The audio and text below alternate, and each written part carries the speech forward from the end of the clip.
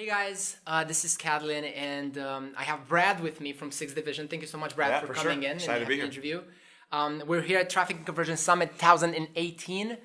There's a billion people literally over here, so I think it's interesting. We were just coming down the lines, and there was like hundreds of people waiting in line to get their registration on. So I think that's funny.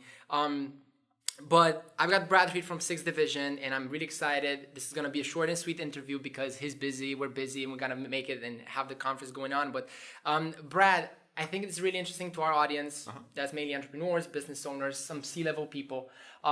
First, tell me a little bit about what you do, and then I really want to get it like 2-3 minutes into your story because I think that's interesting as well. So cool. So I have two companies that I own. One of them is SixthDivision. That's the one that I work in every day. And at SixthDivision, we help businesses leverage the power of systems to get more results, better results. It essentially boils down to the two most important results in business are get more clients because they equal money, and then deliver better results for those clients. Right. So we help businesses leverage the power of systems to do that at a reduced cost, whether it's emotional, whether it's time, whether it's energy, whether it's effort, and then obviously money is a cost, but most people just think of money when you say cost. You got to add the other one. So I talk a lot about like how do you calm the noise around running and building a systematic business so you can get more clients and deliver better results for those clients. So that's what we do. right. And if I go just a little bit more specifically, Sure. what we do is for people that want to build a more predictable, we call it a predictable client journey. So they want to have a more reliable system for taking their lead generation efforts, turning them into leads, turning those leads into prospects and those prospects into clients. We have on-site implementation days where you come out, sit down with our team one-on-one, we design it, and then we actually go build it into software. As companies grow beyond that, what they start to realize is month after month, there's a whole bunch of things, there's a bunch of technology, a bunch of different strategies, a bunch of different resources they got to organize, and we help them systematically coordinate all of the stuff that it takes to actually run a business. And then as the business continues to grow, what they'll realize is it's not just about clients, but now you got to build this foundation underneath, which is your back office. It's your team, it's the vision that they're bought into, it's the plan, it's how you operate. So we help them systematically build that back office so they can scale the business as well. So sort of like a spectrum, and those are 3 different offerings that we have to help people do that. Right. So mainly your kind of the core service that you guys do, it's mainly based around Infusionsoft. And as an addition to that, you guys also help with the back office and how they should organize their company and team as well. That's interesting. Yeah. So as companies start to grow, like I think of a company like a tree, in that all the work you do to go get clients is what you see above the ground. Right. That's the tree. As the tree grows, the only way it stays up is if the roots grow as well. The roots are the back office. It's your team. It's how it's organized. It's how it operates. It's how people are aligned. It's what they're responsible for. So we don't lead with that as like if you go to our website, you won't see us talk a lot about that. But what happens is people come in, they see how we run our business. They're like, hey, so how do I get this going in my business as well? And we've done a lot where we've helped people completely re-architect their entire hiring and onboarding process, re-architect how they align their team, they align their incentives so that everybody's dialed in, how they redefine the vision that they're casting so that when they go to hire someone or for the team they already have on staff, like how do they get them to have something that they're bought into? What does the planning process look like every month? So yeah, we do that as well. Yeah, that's interesting. And one of the things that was interesting to me when I kind of did my research on you, I would like to start with this because I think it's fascinating. So your company is called SixthDivision. Yep. You worked for 6 years at Infusionsoft, on which you were the 6th employee. Yep. I don't think you have 6 kids. I don't have 6 kids, but I was the 6th of 10 kids. You guys, 6 of 10 kids.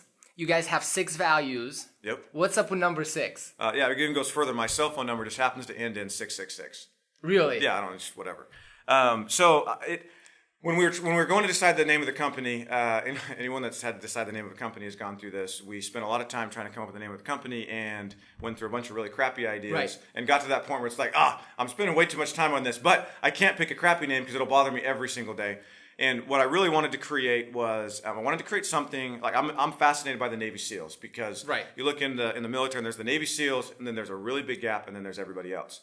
And what I wanted to create at the time and what we still strive to create is I wanted to create there's our company and then there's everybody else. So we were trying to come up with names that had a little bit of that feel, sort of military-esque, but we didn't want to outright try and like latch onto the military. So we were looking for words like division, precinct, stuff like that. And then one guy's like, hey, what if we call it the 6th Division? We could tell people that Brad was the 6th employee at Infusionsoft, and he was always secretly building the 6th Division. And then we sort of went with that, and it was, there's, like right now what I would teach is when we talk about the overall structure of a business, there's 5 main areas to focus on, and we're the 6th Division that can help you organize all of those, put systems into all of those. So that's where the name came from, Sixth Yeah. Division. And it literally just so happened that I'm the sixth of 10 kids. My cell phone ends in 666 or whatever. That I was there for 6.5 years. That just sort of happened. But Sixth Division stuck. And I was like, hey, I can get behind that name. And we rolled with it. Yeah, that's awesome. And you guys mainly, so from the outside, I didn't see the organizational stuff you help companies with, but I did see, eventually from what I know from Eric, from Alex Zielinski, and the companies that know you guys are really popular and renowned for the way you guys approach marketing automation and email marketing. So I would really like to give some tips to folks about that. Cool. Mainly, if you could think about two people. So we have the beginner business owner, the small business that they're just starting out. They have 4 people. They have whatever it is. They do not know what Infusionsoft is, or some people call it Confusionsoft, right? For good reasons, because they don't have a system like you guys in place. And it's a lot going on. So we have that person. We have the beginner that's starting out. And then we also have the person that's doing great, that's using Infusionsoft or other email automation systems, whatever. They're doing great on email marketing. They're in the $1, $2, $3, $4, $5 million a year, whatever it is, or more. Let's give advice to both of those people. Yeah, perfect. So first, let's take the beginner. What would you say in regards to email marketing automation to these folks? Yeah, so the first thing is don't get confused by email marketing and marketing automation. Email marketing is a pretty clean term. That makes sense. Marketing automation, I think, is the crappiest term ever they could use to describe what it is. What it does is, if you take marketing and think marketing, you start to think of all the advertising type activities, pay-per-click, Google, Facebook, all the branding, all this stuff. Right. When you think automation, you start to think of, no humans are involved. I can set it and forget it. I just walk away. And when they get plugged together, for whatever reason, people just they cannot see beyond the idea of email automation, like automated email autoresponders. Right. And so what happens is it completely restricts what's capable. And the reality is a business that's just starting, and I would even, let's just go even below the 4 or 5 teamers. Let's go to I call them preneurs. I don't know if you're solo or multi being you got a partnership, but there's preneurs, and then there's preneur plus, which is I haven't hired anyone yet, but I got some contractors, or I hired like an admin assistant who just takes crap off my plate. Right. That's really the first bucket. That's where all businesses start. Preneur plus. Yeah, preneurs and preneurs plus. And what happens with those people is they look at marketing automation, they get overwhelmed because they hear all the horror stories, or it's just too complex. And the reality is that they don't need it. Right. They're thinking marketing automation is technology and it's software, and it's not. Marketing automation, what it actually is it's a systematic approach to running a business. It means I'm not going to make something up on the fly. I'm not going to wing it. So if you're a preneur or a preneur plus, what I would say is what you're looking for is I want to systematically close clients. So we call it a systematic sales experience and then a systematic client experience. All you need to worry about is getting systems in place for when you have somebody who's about to buy from you, your core primary selling mechanism, whatever it is. Yes. We just want it systematized. You don't need fancy software to run it. You just need a system, and so when I say system, I don't mean technology, I mean a process. Like a series of steps that will happen. Yeah, a series of steps that have been predefined, that are documented, that you could show to anybody on your team, except you don't have anyone yet. But you're defining it so that when you do bring somebody on, you got a process in place of how you take money from somebody, and then you got a process in place of how you deliver, so that literally it's like an assembly line. We're not worried about all the fancy marketing stuff. We're not worried about all the fancy Facebook stuff. We're getting a systematic sales and then fulfillment process dialed in. Whether you use technology or not, doesn't freaking matter.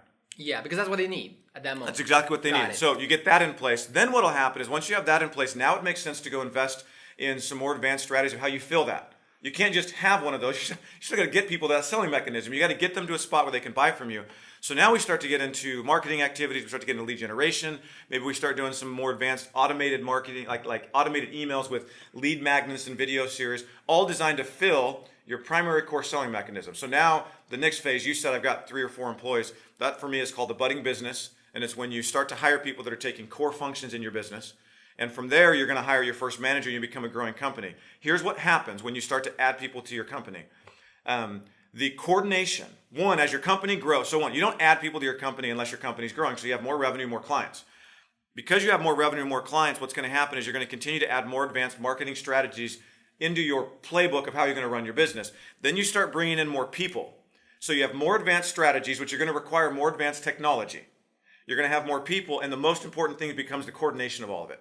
Right. And where people get stuck, the reason why people say Confusionsoft, it had nothing to do with the software. It never has, never will. And that's not in defense of Infusionsoft. That's in defense of ClickFunnels. It's in defense of Entreport. It's in defense of Salesforce, of every software ever created. Nothing to do with the software.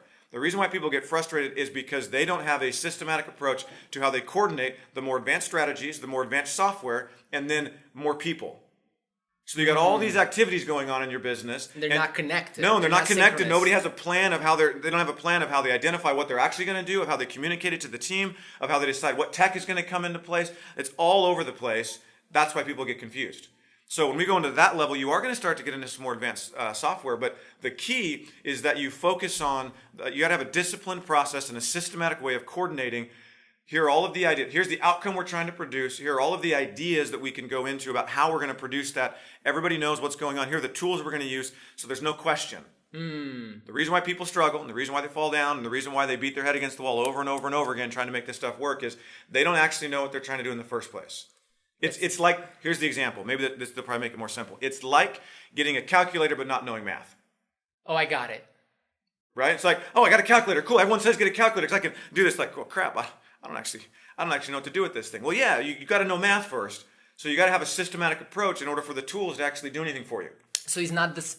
I get it. So it's not the system. It's not the software that's the problem. It's not the software. The cause of the problem is basically that people do not see that they need a process first. Yeah. To start from that end goal and then reverse engineer. Okay, we need this, and this from Infusionsoft for now, and then we'll do all those things because we know our goal, we know our system. Software is binary; it's code. To blame software is it's beyond me. I understand. That's interesting. That's really interesting. Cool. And what would you say?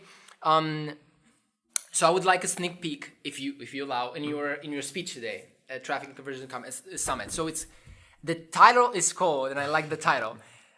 You like the title as well? Well, we'll see. You came up with it or not? I'll tell you. I was involved in the conversation. I'll tell you after we see how many people come to the session. Right. I'll tell you if I like the title. Right. Well, I mean, if this were live, there would probably be like 20 more people there. So, so the title is the one metric that you're not watching that is killing your sales and stealing your time. Yes. Like, I want to know it. Like, what is it? Yeah. So it's called cost per idea implemented. CPII. Cost per idea implemented. Yeah. So here's the deal. Let me explain it. If you want to make money or get results out of your business, it all comes from clients. If you want to get clients come because you have a strategy that you've launched, that you've gotten to the point where it's producing clients, right? So let's in our air chart here, we're going to draw this. Clients come from strategies that perform. Right. They have to be launched in live. Right.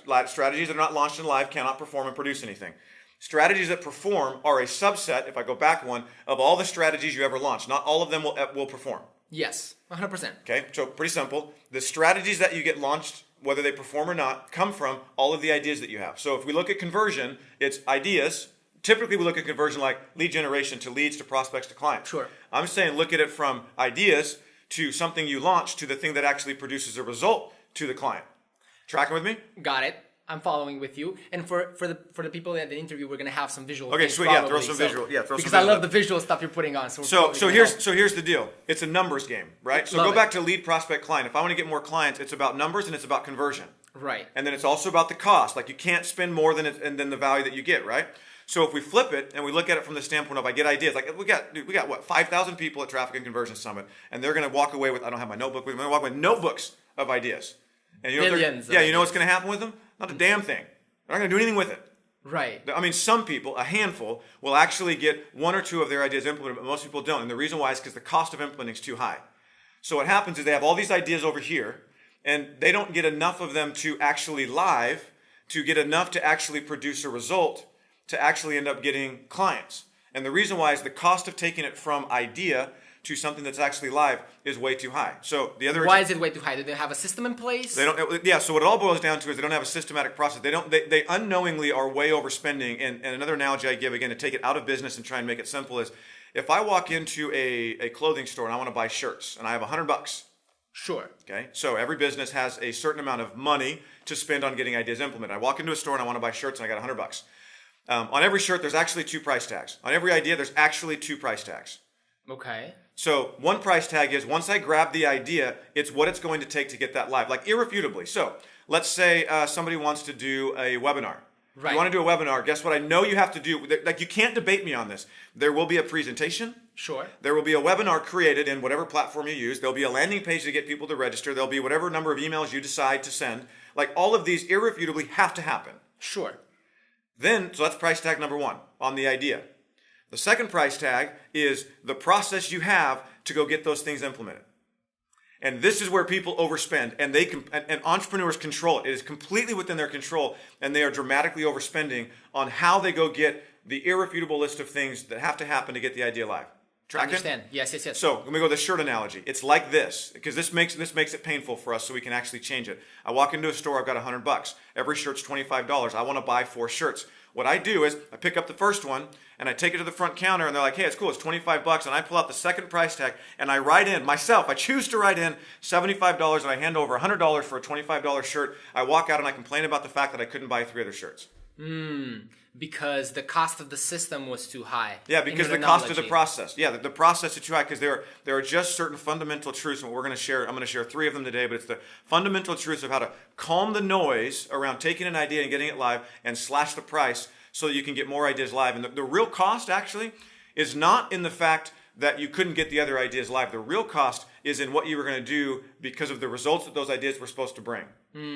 So if you look at it, I got these results over here, and behind clients and results, it's like, what do you want to do? What are you trying to create? I'm trying to create freedom so I can be home with my kids. Right. I'm trying to create some extra income so I can help support my parents. I'm trying, whatever that is.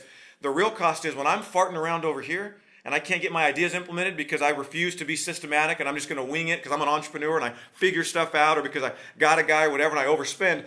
Basically what happens is I don't get nearly as many ideas implemented as I could, which means I don't have nearly as many that could possibly turn into ones that produce, which means I can't get nearly as many clients, which means I'm literally choosing over here to waste time and to spend more money instead of this thing that I'm claiming that I'm committed to, which is I want to be at home with my kids.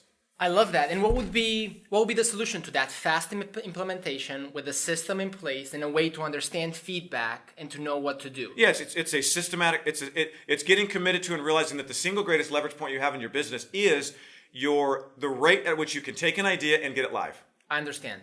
Then that whole thing. What's the domino? The domino is when I walk out of here, if I've got 15 ideas, I want 15 of them implemented by the end of the week. Maybe I want 15. The reality is there's probably 5 of them that actually apply. I'm starting to get my pre-zone now, but you probably have 5 of them that actually apply to where you are in your business, and you got to stop and say, no, the other 10 don't apply right now, no matter how sexy they are. I understand. So I take those aside. Now I got 5. My ability to get to results, literally the single biggest leverage point I have as an entrepreneur, and people don't want to hear this because it's not sexy. They want to hear like, no, Facebook, the new thing. It's like, oh, cool. Whatever you hear. I know. Yeah. Whatever you hear in the sessions here at the conference, whatever you hear, that's cool. And at the end of the day, guess what you still have to do? You still have to go make it get live. Yes. So, we can race and I'll win. For example, I have this shirt and I have a black version of this shirt. It's all I wear. When I go shopping for jeans, I find a pair that I like and I buy 5 pairs. The reason why is I did the math. When I in the morning sit there and I process what I want to wear, it takes a couple of minutes. I actually timed it, calculated out over the course of the year, and I get literally 2 full days back a year because I've got a system about how I get ready. It's the same principle. For me, I don't believe in spending more than I have to get what I want. It just doesn't make sense. Yeah, that's lovely. That's interesting. Cool. Hopefully people that kind of listen got that. I mean, I know I got it. And for me, the way, for example, we approach things in started Increase Media is we looked at, so we had the PhD come in Increase Media, and they really looked at what we're doing and said that this doesn't make any sense. And they told us about the scientific method and scientific approach to things, in which you have hypotheses, theories, you test them out and whatever, and then you get them to, so you get hypotheses to become a theory, experiment to become fact, and then, so it's kind of a similar process, but yours is more... So that's the right concept, and for me, cool. And when you go to make it reality, that's where our company lives. Yes, my company lives in, cool, you want to build a better team? Cool. How are you going to go do it? What I want to do is I want to figure out the fastest, simplest way to go do it so that you have all that extra time to actually go create the impact that you started. I love it. If we want to after this, let me know, and I'll shoot a little screen share thing in my pre-zone. You could link to it or whatever. Yeah, sure. Cool. 2, 3 more things, and I'm going to let you go. But this is interesting. So, I have 2 things. One, regarding your strengths and abilities, because looking at what you do and looking at kind of making my research on you and understanding what you do, is I had this one. So I looked at your LinkedIn, and there was this guy, Stuart Pearson, right, that gave you a recommendation 5 years ago. Yep. It was funny. So he said that he mentioned that he recognized an uncanny ability for collaborative planning, right, and strategic approach to things. So my question is, what would you say are 3 or 4 of your ability that you have developed and saw in you that allowed you to grow this sixth division and to deliver the amount of quality that you deliver to your clients? What would be like 2 or 3 or 4 of those abilities? I'm not saying collaborative planning has to be one, but that was just where my idea started. Okay. So what am I really good at, basically? Yes. That has led what do you think, into the growing of Sixth Division. The first thing is I am ruthlessly committed to just doing the right thing in every situation. What does the right thing mean? What the right thing means for me is one of our values for a long time. It's still a value. It's just not listed as a value. Was do right like your mom taught you. What I mean by do the right thing is what triggered this for me. I remember when I was younger, I got my first cell phone, and it was with AT&T, I think, or maybe it was with T-Mobile. I don't remember. Sure. And I had whatever plan I had, and I wanted to get a new phone. And if you were a new client, you could get a new phone, but if you're an existing client, you couldn't. And it was like, and I called the person up, and I don't remember the exact details. All I remember is it was stupid.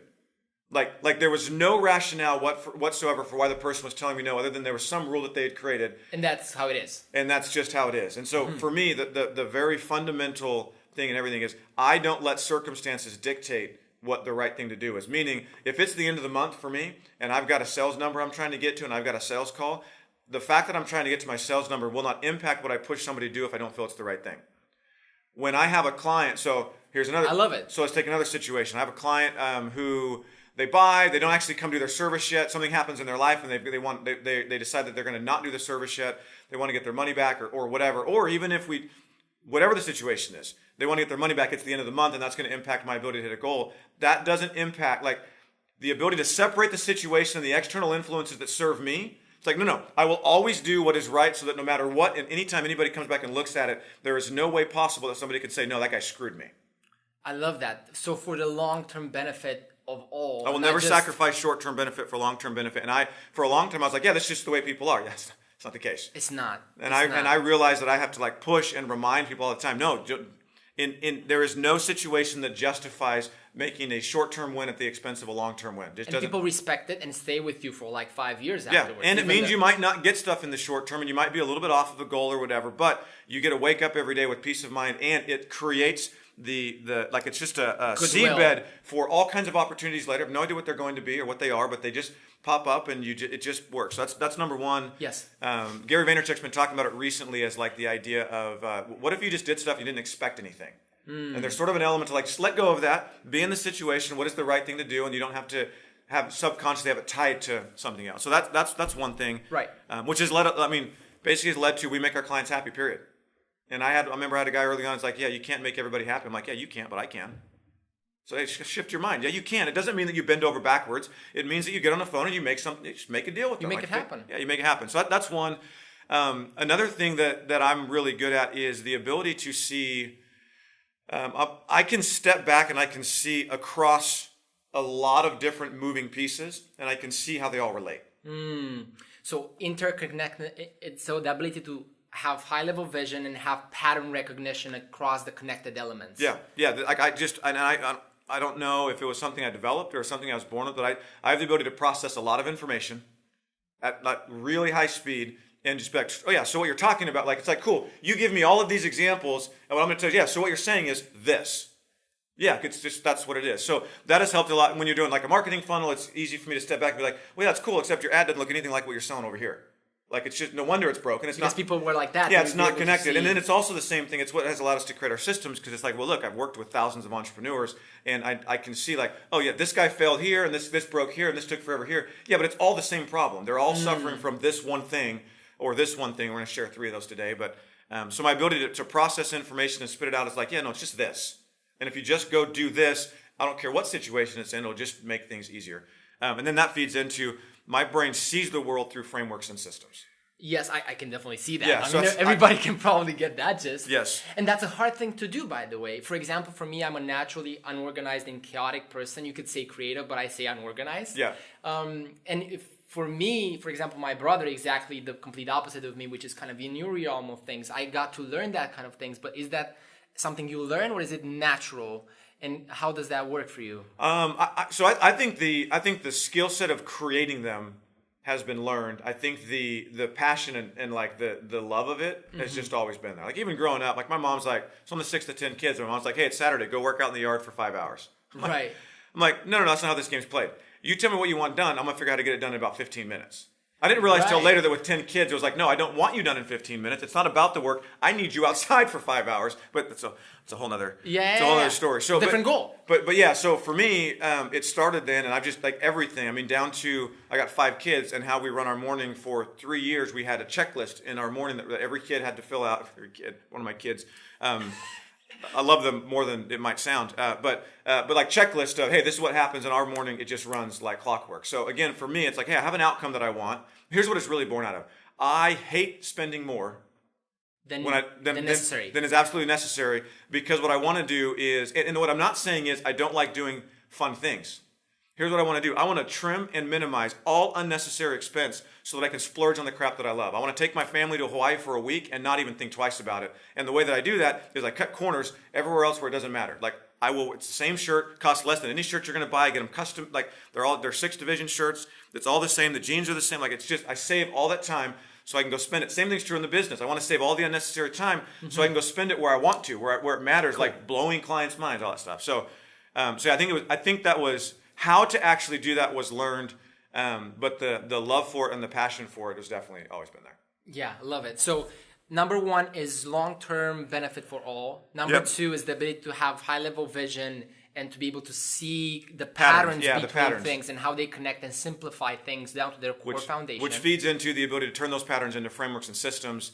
And then the last thing I would throw out, and then I'll balance it with what I have not been good at, which has gotten in the way sometimes than what I did. So the last thing that I've done really well, I think, is I genuinely care about people, and especially my team.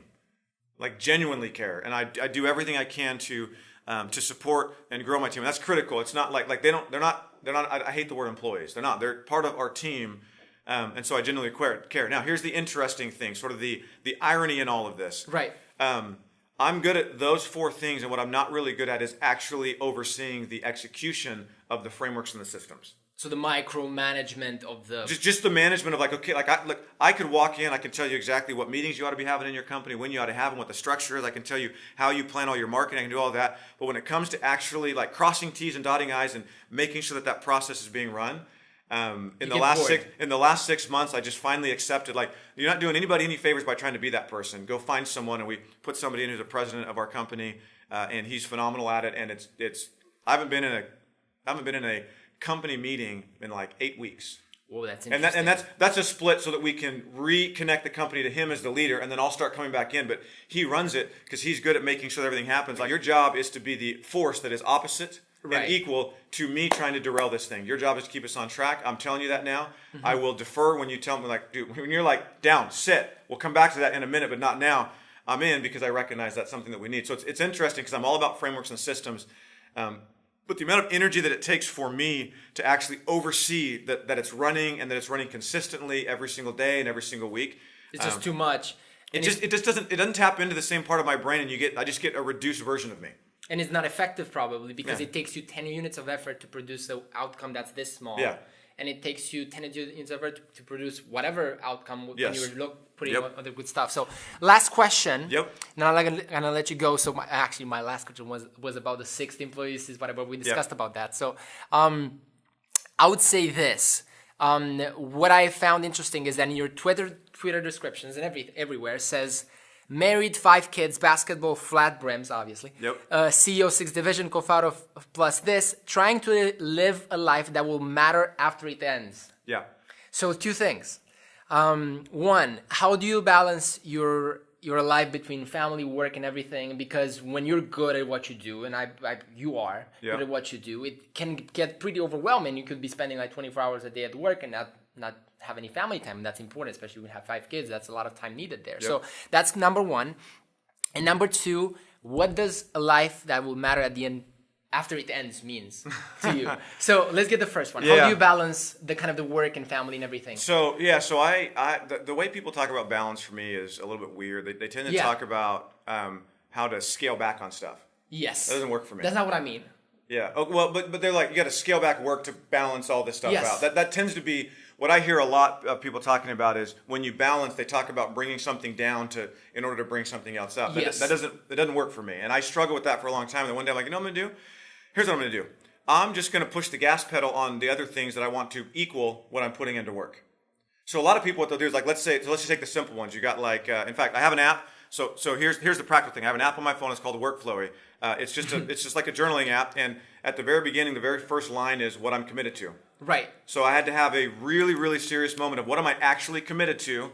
And I came up with 5 or 6 buckets of things that I'm committed to. God, family, my health, and then my business. Like, here's what it is.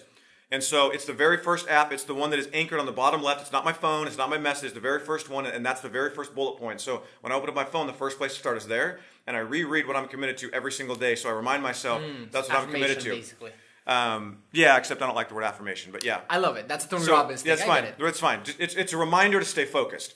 So I've got these buckets, right, in my life. And what a lot of people will tell you is, in order for me to get more into family, I've got to take more away from work. I'm like, that doesn't work. I don't do breaks. The only thing I know how to do is go. And I believe that the only way to go at life is to just like you go. So for me, what I realize is instead of me trying to put the brakes on work, because what it does, like I don't operate at half speed. You suffocate. I operate at full that, speed. Right? So what I did is I'm like, all right, well, cool. I'm just going to look at these. I'm going to decide which one do I need to press the gas pedal on more. Like I don't do braking. I just press harder in another area. Mm-hmm. And what that does is like if I'm hanging out, I'm like, I haven't spent enough time with my kids, then I'm going to take my kids somewhere. I'm just going to go more there, and it tends to balance out as opposed to trying to like you get into a weird mindset when you start to question whether you're spending too much time somewhere. It's a braking mindset. It's braking like in the terms of hitting brakes, like it slows you down. My approach is no. If that's the case, like I don't want to focus on where I'm spending too much time. I just want to up where I'm not spending enough time. It's interesting. No, I get it. It's a different mindset, and what I would say is just try it. Yeah. Just identify 4 or 5 major buckets in your life, and then be like, okay, well, which one am I not doing enough of right now? And instead of worrying about scaling back on the other ones, just spend more time there. Yeah. So it's about intensity, focus, and really the depth of your activity in what you're doing, not just mathematically 1 hour here from 1 hour there. Because that's all bullcrap, in my opinion. Yeah, cool. Way too much time spent there. I love it. And what would you? I asked you that because you're in kind of an interesting situation with 5 kids and 2 businesses and a lot of stuff going on, and I think that's interesting, right? Especially for me, that I'm fairly young and I'm kind of looking at that and see how it makes sense because I love work a lot, so I just do that, right? But my last question would be about the life that matters after it ends. What does that mean for you? And I'm going to end with that. I'm going to back up and I'll end with that. So I'm going to back up to what you said about, hey, I'm young and I'm trying to figure that out. Here's the deal. There's a quote by, I forget the guy's name. It says, in the absence of clearly defined goals, we become strangely loyal to daily trivia until ultimately we become enslaved by it. Ooh. In the absence of clearly defined goals. Peter F. Drucker? No, he'll come to me probably when we're done. Sure. In the absence of clearly defined goals, which simply means, if you ask my kids, because they know this, it's in the absence of clearly defined goals, you become addicted to random crap until you become enslaved by it. Here's what it means. Yeah. If you don't know what the frick you're trying to do, you will just get into habits and patterns. That's where people get when they're like, oh, I'm looking for balance. No, you're not. What you're looking for is clarity about what you're up to. And if you don't know, it's because you haven't decided. So what I would say is, look, for me, it's really clear. God, number 1, family, number 2, I think health is number 3 on my list. And then I get into business, I have service. Like I've got 5 categories and I read them every single day. Right. To remind myself what I'm focused on, because inevitably throughout the day, things will come up that sound really cool, that feel really cool, that have nothing to do with those. And I have to have the discipline to say, no, I'm committed to this, but I have to know what that is. So for you, as I'm looking forward, I'd be like, you got to have a list. And you got to remind yourself every day of this is where I'm choosing to spend my time and my energy. And then all of the work that you do, you have to check it against, am I actually moving towards this goal? I'm actually doing that. My way of doing it is basically, so I have affirmations. Yeah. I have affirmations card with kind of my goals and stuff like that. And that's how I align myself with it. So I don't think it's confusing to me. For me, it's just interesting to look outside and to kind of like compare, right? The way I run things, because I don't find anything wrong with working 14 hours or 5 days a week. Well, that's the key. The key is, and so what people do is they get all this head trash because like, oh, I'm working too much because somebody theoretically said that 14 hours is too much. Like, no. Decide what you want. Based on their goals, that may be wrong. Yes. Based on my goals, that's exactly what I should do. That's the key. So anyone that is watching or listening, that would be the key, is decide so that you give yourself a permission slip to just go live. Yeah. And don't live in this game of like, oh, well, did I do it right or did I do it wrong? The only thing that actually determines that is what you've decided that you want. Is it getting you the outcome Yes. that you're looking for? Yes. Okay. Got it. So we'll finish up on what does it mean to live a life, or what does it say? Trying to live a that life that matters will after matter it after it ends. Yes. Just briefly, because I know we could talk a lot about it. So. Well, I mean, it means exactly what it says. So I'm really, really clear that I got a life and it's going to end. And I'm also really clear. Well, I mean, I got a life here in this body, in this form. Like, I'm sure we're not trying to get into deeper Let's conversation not get into like the that. spiritual. We're not getting into that. But there is Yeah. a life here that I will have. There is a certain amount of time that I will be the parent to my kids on this earth, and I will have this business to be able to serve people. And for me, I look at so we've got this interview here. And this interview is cool, and I could show up and be like, oh, I'm just going to do this interview. But when I show up into any situation that I'm in, I'm trying to show up and I'm trying to lead in a way that people will remember. I want people to remember the interactions that we have because I want it to actually impact their life in the future. When I look at my kids, I want my kids to, for the rest of their life, be looking back and be saying, yeah, my dad taught me this, and my dad taught me this, and my dad taught me this. Like, I want to impact them well after I'm gone. Any client that comes through, whether they're working with me or not working with me, the life of the client with me has a short time period, and I want them to be like, oh my gosh, Sixth Division, it's changed this, and it's changed this, and it's changed this, on and on and on and on. So for me, I recognize that where I choose to spend my time now, what I choose to do with my time now, can either only apply now, or I can show up in a way to be very intentional to make it apply when I'm not around. Love it. So that's just the way I see the world. Love it. All right. Thank you so much, guys, for watching. Thank you, Brad, for joining in. We're going to have all your links and everything.